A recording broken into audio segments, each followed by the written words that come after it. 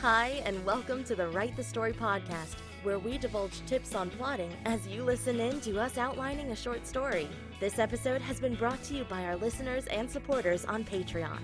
If you want to help bring more podcasts like this one to life, please visit www.patreon.com/amwritingfantasy.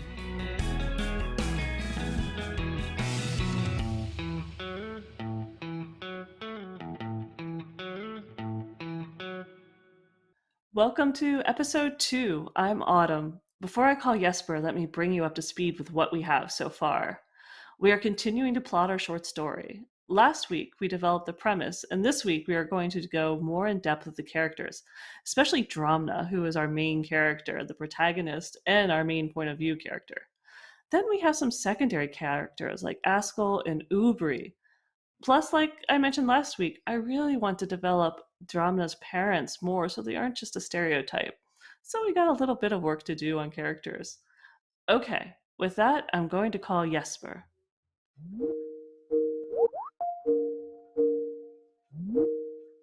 Hello. Hi, how are you? Hi. Yeah, I'm doing better now. I've Yeah, been a you've been bit. sick. I've been sick with COVID over the last week. Oh, So that's so bad. How are you feeling? much better. Much better. Good. Thank you.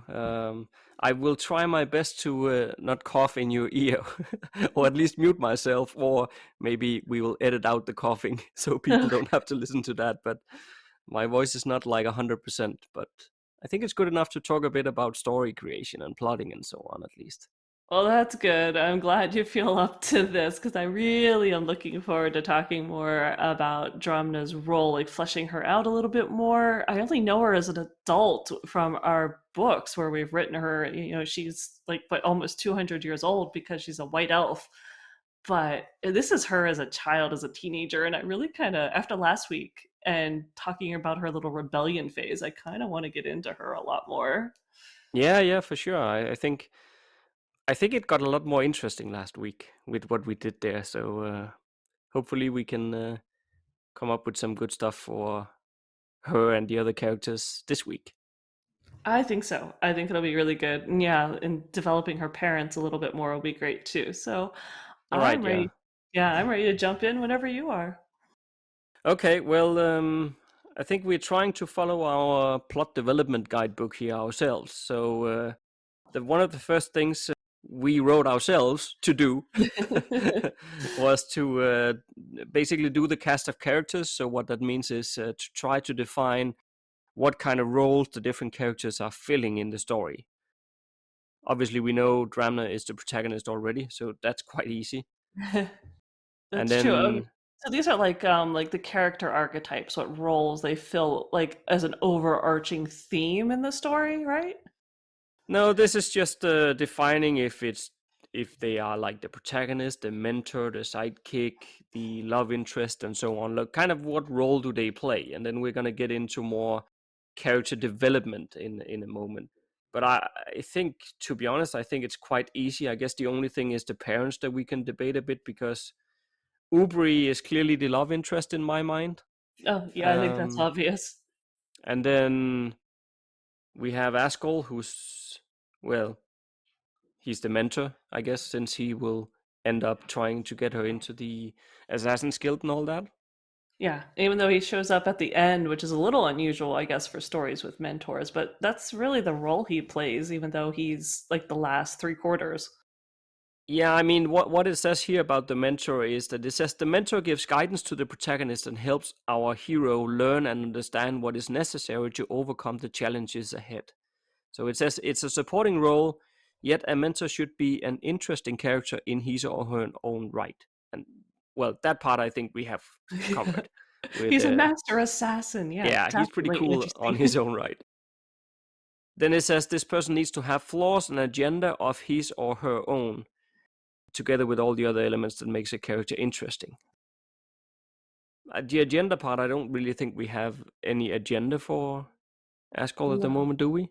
No, we don't really have the agenda. And I mean, obviously, we've talked about what led him to being injured. So we have something going on there, and that might be part of his flaw. He obviously doesn't see his apprentice wanting to sort of usurp his place or usurp a place into the role of the master assassin. So we got to maybe develop a little bit more why he's a little blindsided when he's like this legendary figure.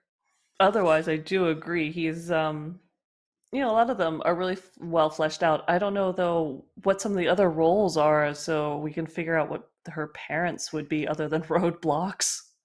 Yeah, right. So the roles we have is the protagonist, of course, we know what that is. And then the mentor was the one we just talked about.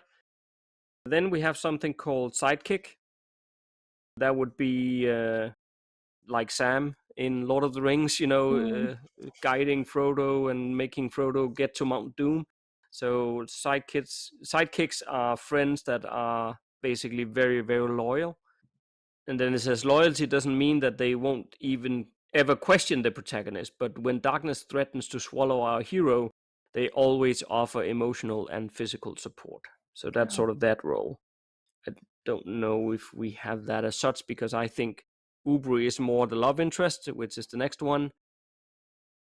This also says it's much like the sidekick, but a love interest helps to greatly humanize the protagonist. But at the same time, this character gives you additional opportunities to introduce conflict and suspense. Oh, And I then like it says a lot more, but at least that explains it. that. Hmm. And then we have something called the Allura, which is basically like the Temptress. It's the one who makes promises to the protagonist in order to manipulate or convince the hero to join the side of evil. In Star Wars, for example, you have the dark side, Hmm. tempting Anakin Skywalker, right? Or you have the One Ring in Lord of the Rings. It's the ring itself that is the temptress there. Okay, that's good. Then we have the antagonist, of course, Mm. the opposing force that will prevent the protagonist from reaching his or her goals. So I think in our story, probably the antagonist is more her internal conflict, her own immaturity, I isn't agree, it? but I think that's the true antagonist, but I can see her parents being, the manifestation. That's where she Right, got yeah. that internal voice. Yeah. Yeah, so that's the half of her that wants to be the good daughter and do what her parents want. But that doesn't so they're kind of like an extension of the antagonist of her inner voice. Yeah, because then you have the deputy, which is the protagonist has his trusted sidekick, the antagonist can too. So the deputy is a very powerful character who is serving the antagonist as a second in command. So in some way, I think that was what you just said. In Yeah, some way, the parents are deputy roles in, emphasizing or characterizing her inner insecurity. definitely. I think that is the perfect overarching role to put them in. Okay. And then we had something called henchmen, and we also have something called extras, but I think those two are not that relevant for this. No, I think we're keeping this one especially since it's a short story, we're not making this a cast of characters that is like 20 people. I think keeping it pretty tightly focused is good. Though we didn't really mention, but at the end she does go and talk to the high priestess who's with Naveen. And so that's also a role where she's not really, I don't know what else she would be if that's going to be something that needs to be defined, but she also has a bit more of a fleshed out role, I think, in the story that might pop up once or twice. Yeah, I think you're right. I'm not sure we need to go into like a special role for the priestess. I mean, she is more a filling role in the end, like an extra. Of course, it's an important scene, but the scene is more important because of Dramna's character arc at that point, rather than it is about the priestess as such. Definitely. No, I can see that. Though, if we, again, so we can make her not just stereotypical, I think it'll be important to give her an attitude and so it's a little bit of character development to help her really shine for her tiny exit scene. Her tiny role there, yeah. Yes. Yeah, I mean, could we make a note about making her a bit eccentric in one way or another? I could see that. Because we haven't even talked about her age. I mean, being the high priestess of Naveen's chosen, I think we were both assuming she was older, but yeah, we could figure out something to make her quirky at the very least. Yeah. I mean, not so that she's silly or something, but more No, no, like no. just so that she stands apart, you know? Mm-hmm. Yeah, we'll have to think that one out, but I think that would be kind of good to give her something special as well. Yeah. Yeah. I'm trying to think if we could come up with something that is a bit different from what you've seen so many times before. Yeah, that'll be hard because I always think High Priestess, and I want to think it's like it goes one of two ways. Either you get silly and flaky, or someone who is way too strict and very serious. But there's got to be, I think, if we think about who the elves are and their role in the world, maybe we can come up with something really unique that fits the world. Would it feel silly if it was more like the high priestess that she can almost like we said last week, that the purpose of being Naivene's chosen is that you are sitting on the beach trying to listen to the wind and the waves to hear Naivene, the Mhm. goddess, speak to you. But what if it was more like the high priestess can hear Naveen more or less all the time. So she's sort of like she might in the middle of a conversation also talk to the goddess or something like. So she seems very distracted and a bit like weird when you talk to her. But of course the elves knows that what's going on, so it's not like they just probably just wait for her to finish or whatever. But to the reader, she would then come across as not weird but different, but there's a reason for it, so it's Right. not like it's not a gimmick thing. It's just because she has a much deeper connection with the gods or I something like like that. that. Yeah, I think that's definitely a place to start. Just to have her, I do agree. She should be, if she's the high priestess, she should be really in tune to Naveen. And I like that even if I don't know if Naveen will listen to her, but if she can be like, yes, yes, I hear you, and I will relate this, and your blessings are whatever. So it's not just her saying it, but she's literally listening to the goddess and tunes you out occasionally because obviously in hierarchy, you would pay attention to the goddess first. Yeah, but I think like with every, if you look back to the Middle Ages and stuff like that, priests definitely used God as their excuse to push their own agenda. So I could also imagine her doing that, because nobody else knows if the God is actually speaking to her. But if she wants to push a certain agenda, she can just pretend. So I could see her do that sometimes, just like, you know, pretend a bit like, oh, what, Irene? What was that? Oh, okay, yeah, yeah. And then it's on her own agenda, you see. Oh, so you're already making her manipulative, but I like it. Yeah, but wouldn't that be? I mean, power corrupts, right? I mean, if you had that much power, wouldn't you sometimes, it starts like a small white lie, and then over time it becomes a bit more and a bit more. Wouldn't that be logical? That that's Ew. how that's how you would end up, I think. I mean, if you could really hear the goddess speak to you, and you knew that every time you relate to other people what the goddess said, that then they would just accept it. Oh, I I definitely think wouldn't buy so. that you would never ever try to use that a bit to your own gain. Especially when we're talking about a race as long lived as the elves, and goodness knows what the high priestess before this high priestess did. I mean, if you're coming up as an acolyte or one of the younger ones, and you see that you start thinking you're getting away with this. If I was in this position, I would do this, and yeah, you would definitely be like, well, no one will notice this one. I like that. Okay, I think we can make a note about that. All right, so the next sections of our book is talking about choosing point of view characters, and now we already talked about last week, I believe, that Dramna is the point of view character. So, and it's a short story, so we don't need more point of view characters. So I think that's sort of covered already.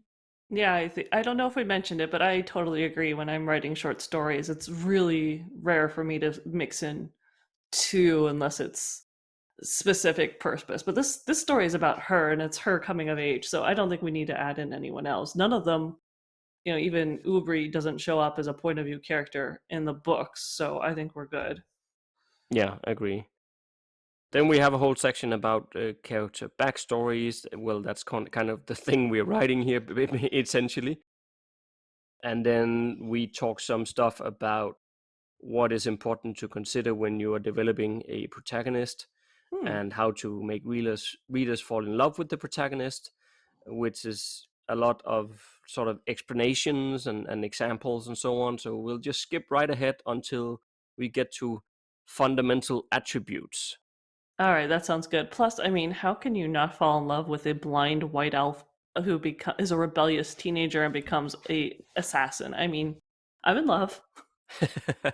I have to admit, when we started writing the actual book series, Dramna actually quickly became my favorite one to write. She's actually not the main protagonist of the main series. There is another character, but I like her more than the main character, to be honest. She's just so cool. She is so cool. I kind of agree. She deserves at least a short story, if not to show up in her own book later. So it says, as a starting point, we're now going to ask you to develop 3 fundamental attributes, and these will be the starting components on which we will build to ensure that your protagonist will become so unforgettable that we can't help caring for him or her. That's what it says. I like it. So what do we have to start with? Okay, so the first thing is moral. So it says, what sort of moral belief would cause this particular heroine to face the most trouble? As explained, we are talking about a sense of right and wrong when it comes to morals. This is about the fundamental ethics and deep beliefs of the character. And then the book instructs us to brainstorm some ideas based on our story premise. It's basically about trying to think about some moral belief that would make it more difficult for this character to be the character in the story. Oh, okay. So this is all right. I have to wrap my head around this. So something that would just be the worst thing to be possible if you were in the situation you were in. So Yeah, what kind of fundamental belief, if you had this belief, would make your life even more difficult? What would be the most difficult? Well, I mean, we've already had her agreeing with the belief her parents have that she's just not physically able to be anything other than maybe a high priestess, and she doesn't think she could even do that, or not a high priestess, but what a Naveen's chosen. But what would make that even harder for her to believe? So it's a bit of a tough one. What if she had like a fundamental belief of, the traditions are fine and good, but they are not more than that, that it's not something that you necessarily have to follow. You can break out of traditions or do your own thing. That, I mean, in the elven society, according to what we build, that's probably going to make her life a bit harder. I think definitely so, but I could see maybe she thinks she's the exception because she is blind. And also that just, I mean, it is kind of a teenagery thing to do, is that you don't understand. You just see everyone following traditions, but not necessarily believing or understanding why. So it's a belief that would make sense, but it would definitely it would fit for her goofing off when she's supposed to be in her 1 year of sequestering by the ocean. But I could also see, what if she, in many ways, going along with that, just doesn't believe that maybe the goddess even exists, or maybe well, obviously she's never seen a sea dragon, but she's been so protected and pampered that she doesn't think a lot of the threats and stuff maybe are real. So she's really just doesn't believe in traditions, doesn't believe that a lot of the threats that people every day normally face and live with, they're not real to her. Yeah, that makes sense. It's hard to sum that up into one short sentence, though, of the belief as, just not believing in traditions or how that fits. But it would really come home when she realizes that reality is a heck of a lot more real than she realized. Is it more like her belief is that you're your own master? Ah, I could see that. But of course, and I could see that's part of the reason she's rebelling against her parents, because she believes she has personal sovereignty. So I kind of like that one. Doesn't that sum up what we talked about in one way or another, then, in the sense that if you don't follow traditions and so on, then your core belief is that you're your own master. You don't have to follow other people's, and which is also why she rebels against her parents and so on. Yeah, no, I like that. I think that kind of works, and also why she would set off alone in a lot of other things. She's not quite learned to work with others and play well with others yet. Okay, so let's go with that. All right, so now we actually have to do something that can help the character. So we just did a moral belief that sort of makes her life more difficult. So now we have to do one where we are developing the character's needs, and we are assigning a positive attribute. So this means that it is one thing that will actually help the character to achieve her goal. Some sort of attribute that she has that actually helps. Okay, that'll be an interesting one because, yeah, well, I mean, once she believes in herself, she actually realizes she's a lot stronger than she really is. But what belief she has from the beginning that opens her up to realizing that, I guess, is really the core issue here. I mean, it could be as simple as patience or kindness, but I'm not quite sure. Those aren't quite what I'm thinking. Yeah, I think patience actually does work, I think. Because if she thinks that you're your own master, but still she's sitting on that beach, I mean, she has patience to allow her to become her own master. She knows, okay, I'll go through these ropes, and then in the end, I'm the one coming out the winner. So she's definitely patient.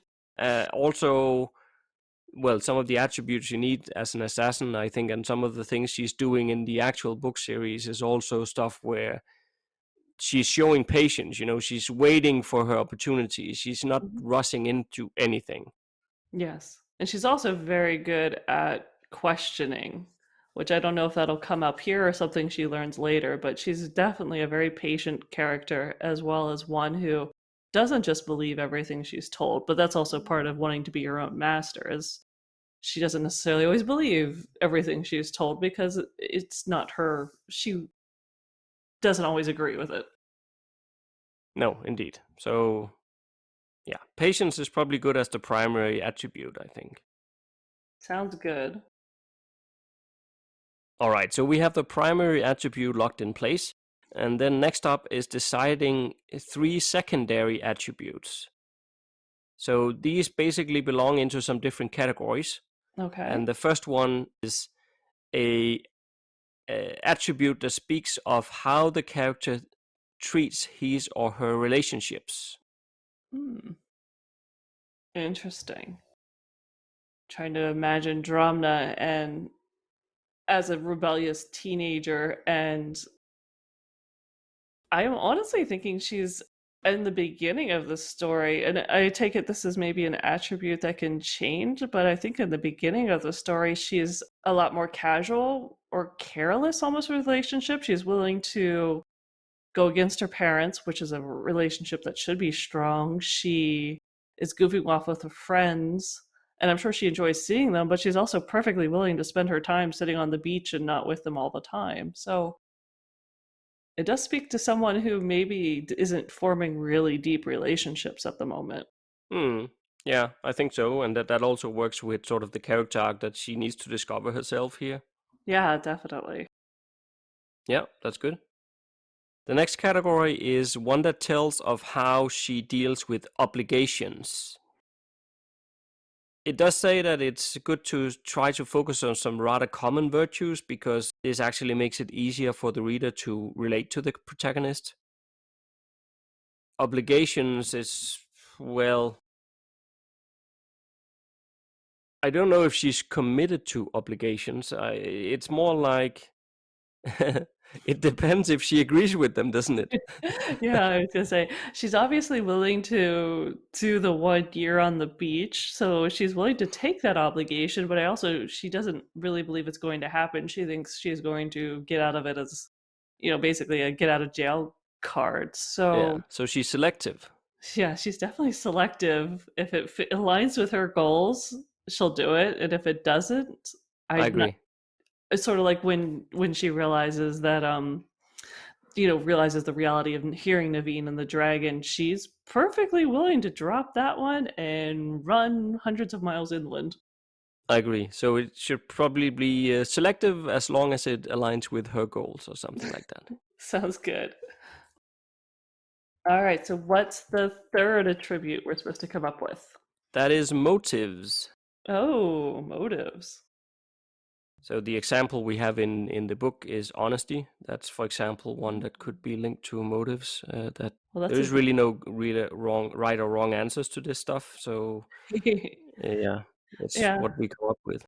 it is, and it's sort of a guiding principle that makes her what makes her tick, why she goes and does things. I mean, I don't know if it's I'd almost say she's ambitious.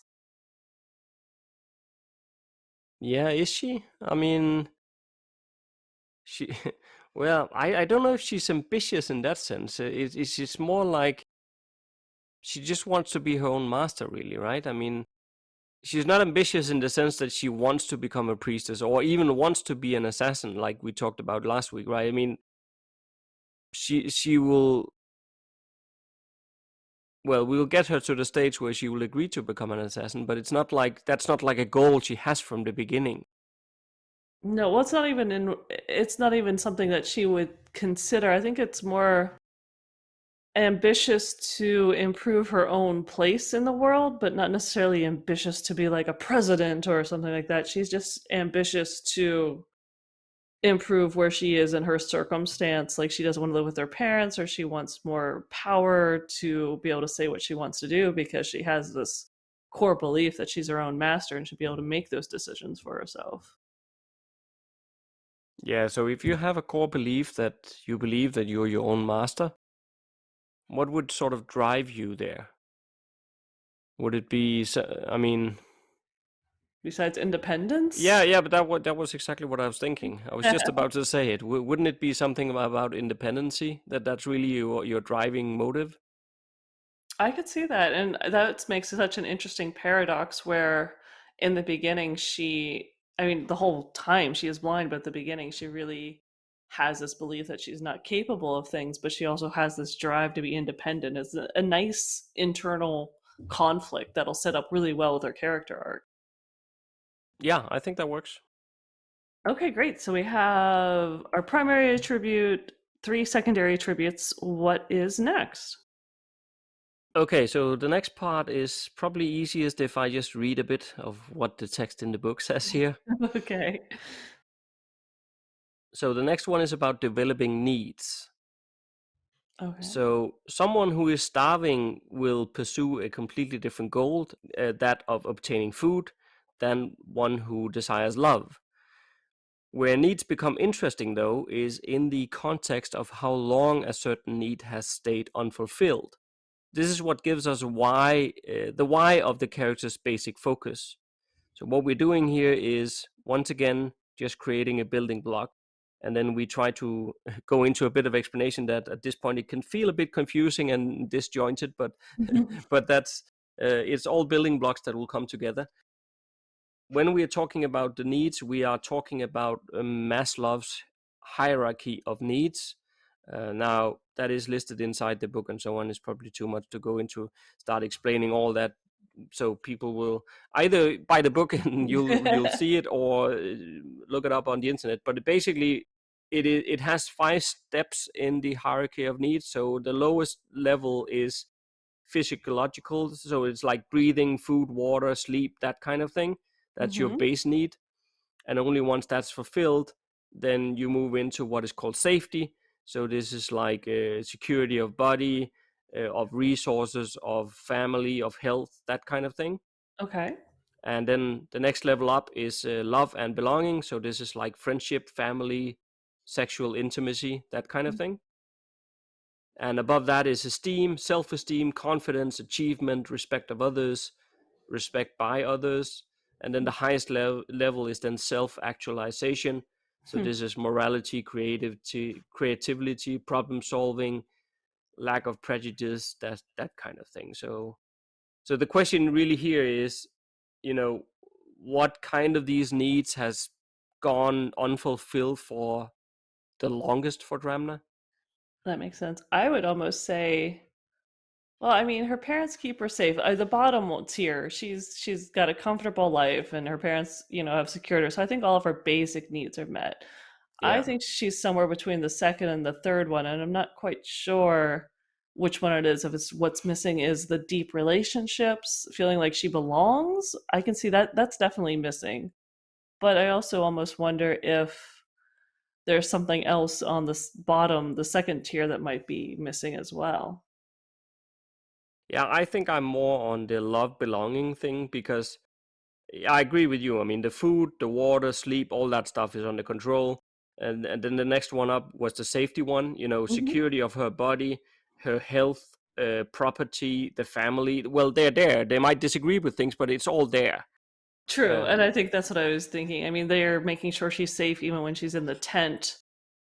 And I was just wondering maybe if being blind, if maybe she didn't feel safe, but I think you're right. I think belonging is really she just yeah, doesn't quite feel like she has a place. correct. Yes. All right, so that's another piece of our puzzle together. What is next for Dramna? Well, yeah. Next up is we talk a bit about proactivity and how important it is that the protagonist actually does things if it's supposed to be a compelling hero. But that's a given. I think. Well, we know that, but we've written enough books by now to know that part. Yeah, she's not going to just be sitting on the beach the entire short story. Yeah. So by now we should have three fundamental attributes in place Yep. for moral needs, and then we have proactivity, and then the next up, we are talking about the character's personality. Oh, okay. Yeah, because we've now developed like the fundamental attributes, which is sort of the baseline that we're building upon. But motivation is then defined by the protagonist's desire to achieve a specific emotional state. So this, you can see how this ties in very conveniently with what we just did about Maslow's hierarchy of needs, right? Because her motivation is driven towards trying to achieve what she's missing. Right. So the character's need, which is basically what we just talked about, was the reason for this character pursuing a certain goal. So in that context, we've nailed down what the protagonist wants to achieve, right? So she's going after trying to find her place in the world. That's what she's trying to achieve. Yeah, and that aligns nicely with she's her own master, which kind of actually is almost counterpoint to finding your place in the world means you are part of the world, and she's also her own master. So there's definitely already a little bit of conflict developed between those two core essentials.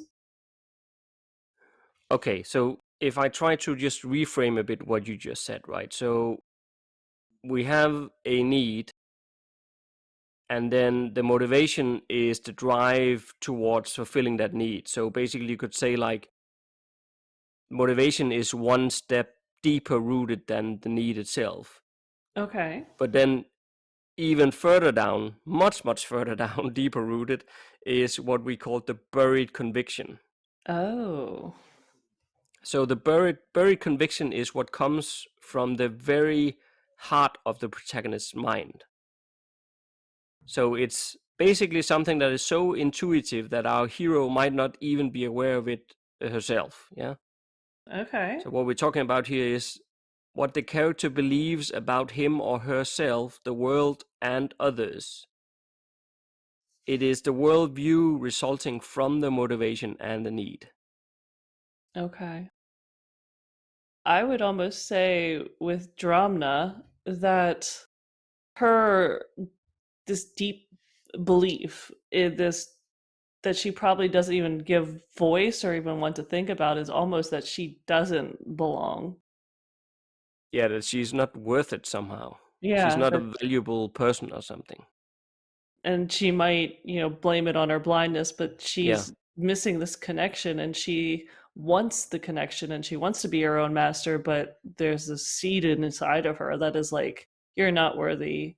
you'll never find your place and you're never going to be fully independent.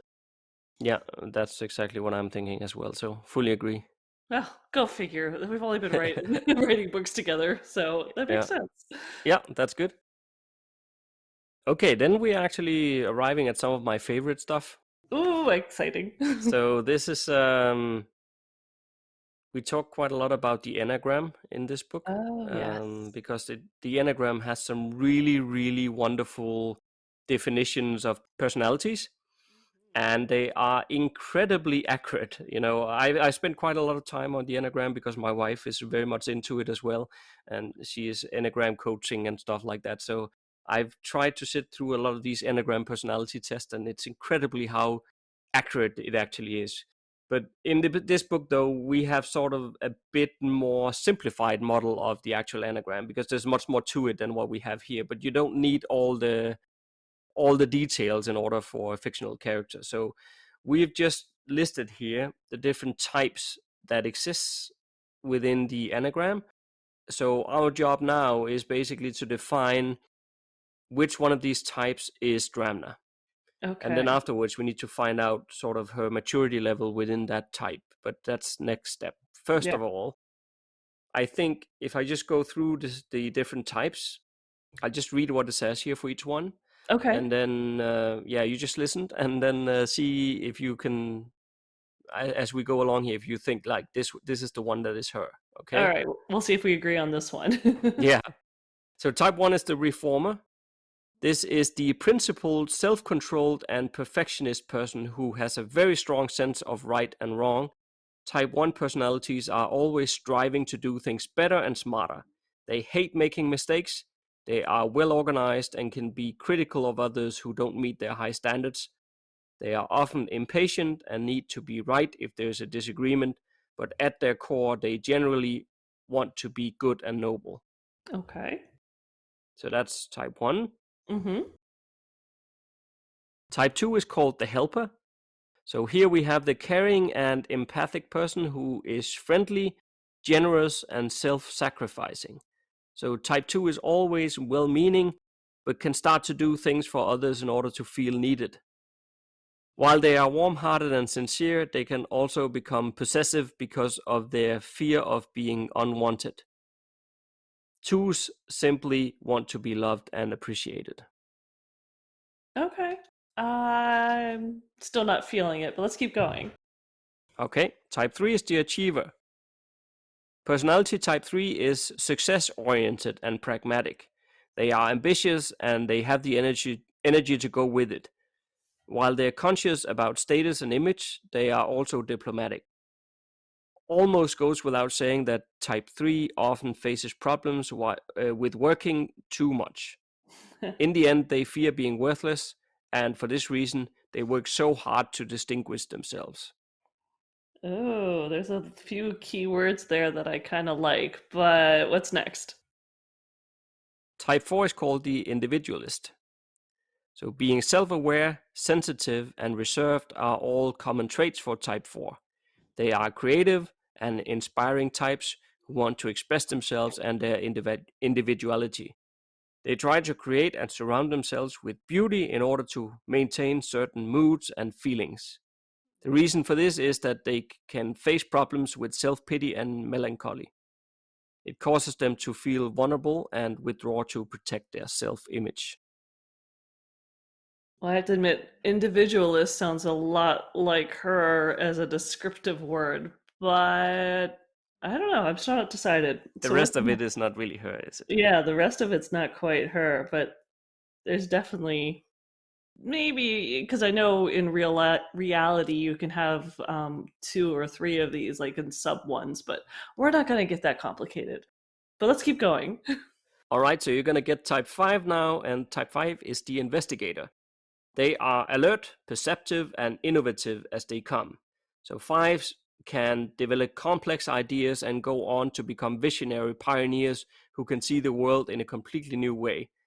Their strong motivation towards understanding and having everything figured out can also lead them to become preoccupied with their own thoughts and imaginary constructs. There's parts of her in there, but I'm not quite there yet with that one either. No, I agree. So what's next? Type 6 is the loyalist. To be hardworking and loyal are important virtues to sixes. They are responsible and able to foresee problems with great accuracy. They courageously champion themselves and others with a determination to generate security for everyone. All this hard work makes them prone to stress, which they will complain about.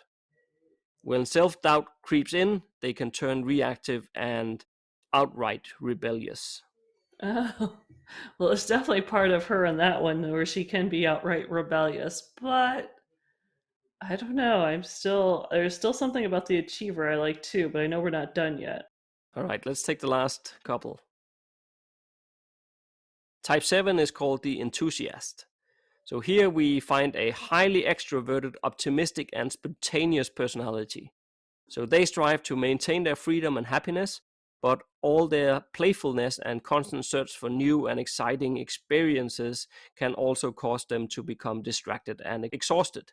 So they are very impulsive people who can face problems with being too impatient. Well, she's patient, but Yeah, that's not her. that's not her.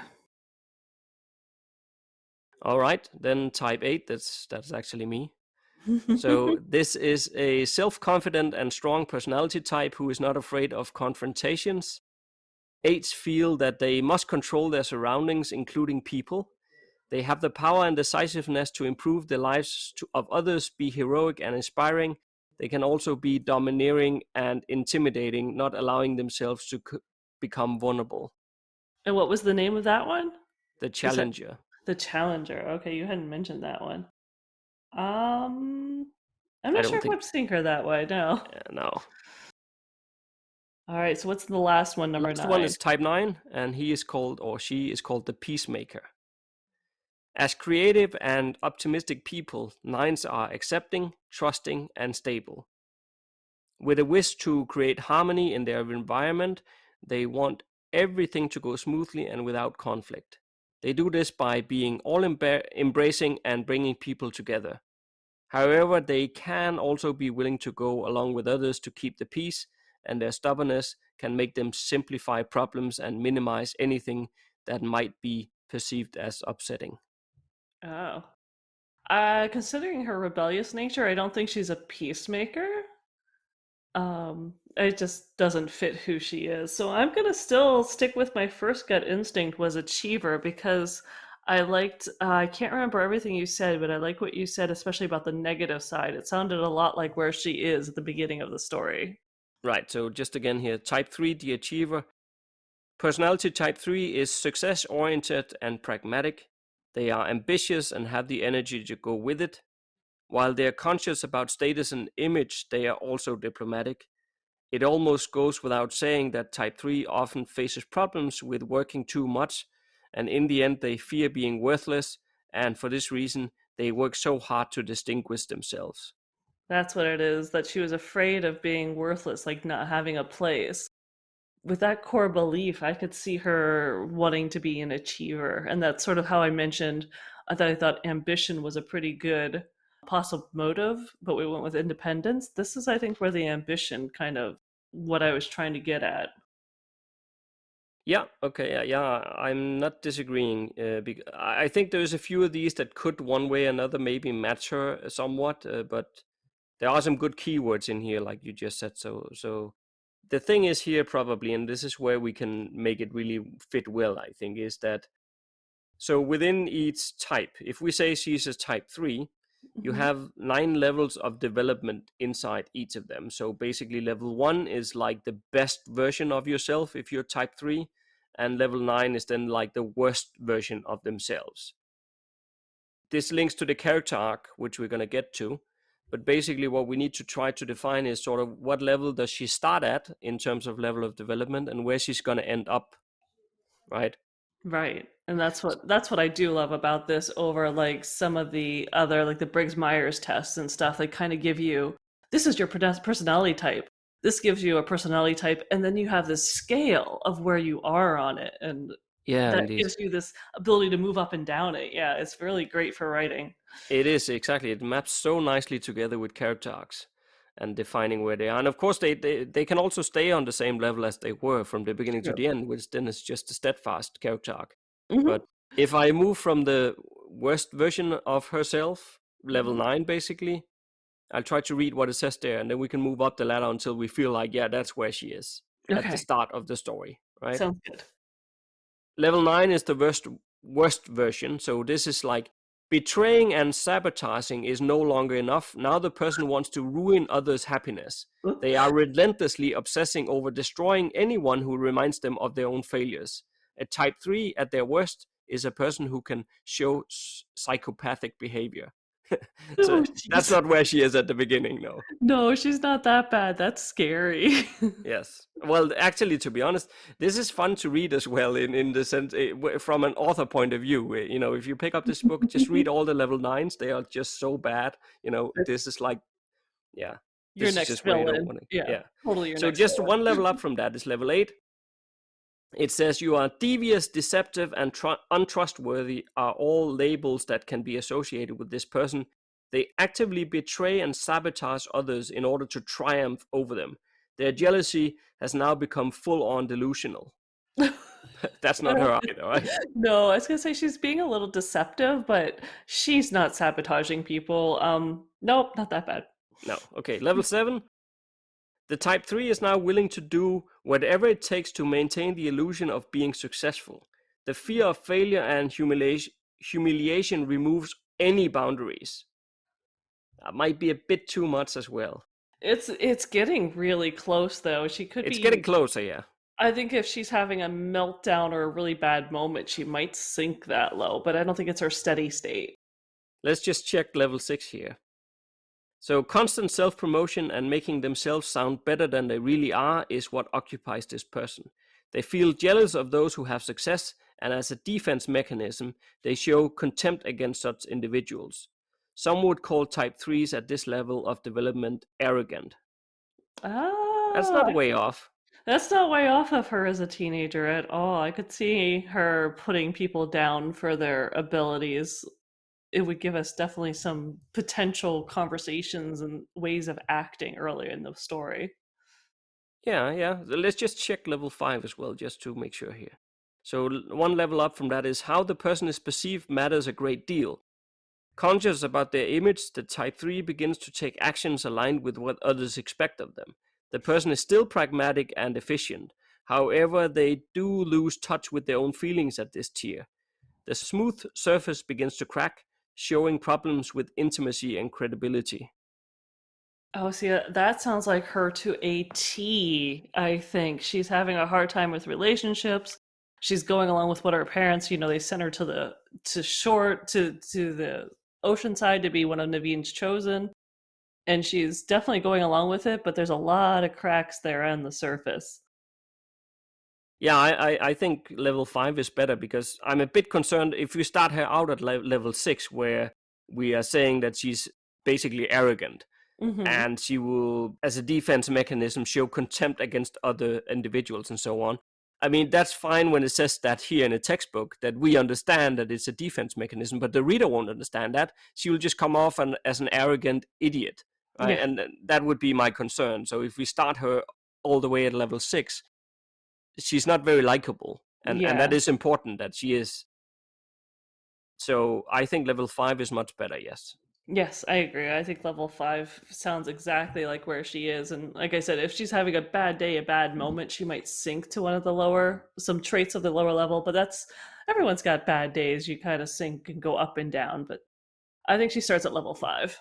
Okay, I agree. So if we say she starts out at level 5, then let me just read level 4 to 1. Then just we can then conclude where she will end up.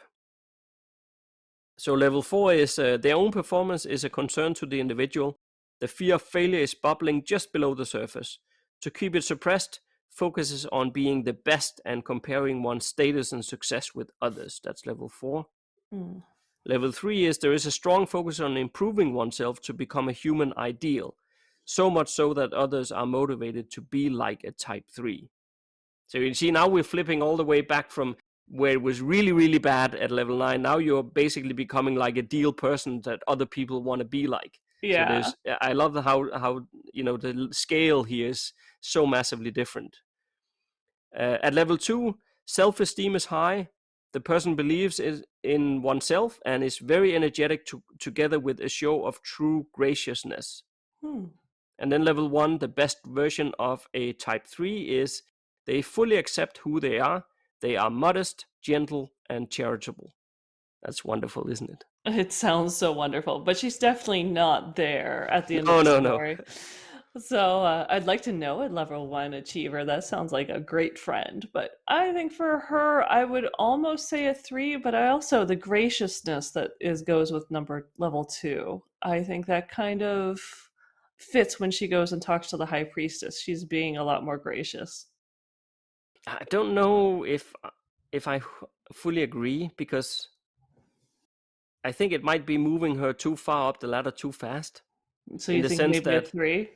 Yeah, I'm thinking more like a 4, because Oh. I mean, she's still young. I mean, she's coming a bit too more into her own being by the end of the story, but it's a short story, and I like the stuff that the fear of failure is bubbling just below the surface, as it says here, because it's still there, I think. But she's now being focused on being the best, and she's sort of comparing her status and success with others. So she's still there, but I don't think she's, at the end of a short story, she's already up like high self-esteem and believes in herself and, showing being a type that others want to be like her. I don't think she's there. No, she probably, I kind of agree. She's too young and not self-confident enough to be there. She's going to have a lot more confidence, but probably 4, maybe 3 at her highest points when she has a really glowing moment, but that seems reasonable. All right, so let's make a note that we are going to start her at level 5 and move her up to level 4. Okay, so we've gotten quite far here now. The next section is about fatal flaw and inner conflict, and then also the character arc, and then you wanted to talk about those other characters as well. So do you want to go into that now? Well, actually, I really kind of got to go do some family things tonight, so can we do it next week? Yeah, for sure. It's probably a good breaking point here as well, because I'm just conscious that it might feel a bit confusing. But honestly, I think next week, our conversation should start bringing things together, because then that's where we're really starting to closing off that character arc and so on. So some of this fundamental stuff that we've been talking about here is the starting point of the driver behind what's going to happen next week then. Yeah, to me, it's like you just got all the ingredients for a recipe, and now we're about to start cooking. But let's cook next time, and I can't wait to actually really flesh out Dramna. But right now, I think we at least have all the building blocks in place, so we can think about them and be more ready for really bringing her to life. Okay, fair enough. Well, it was nice talking to you. Nice talking to you too. Have a good week. Yeah, you too. Thanks. Bye. See you next time.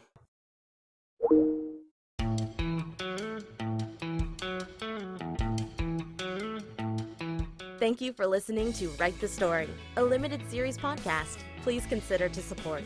It will help us make more podcasts like this one in the future. Go to www.patreon.com/amwritingfantasy.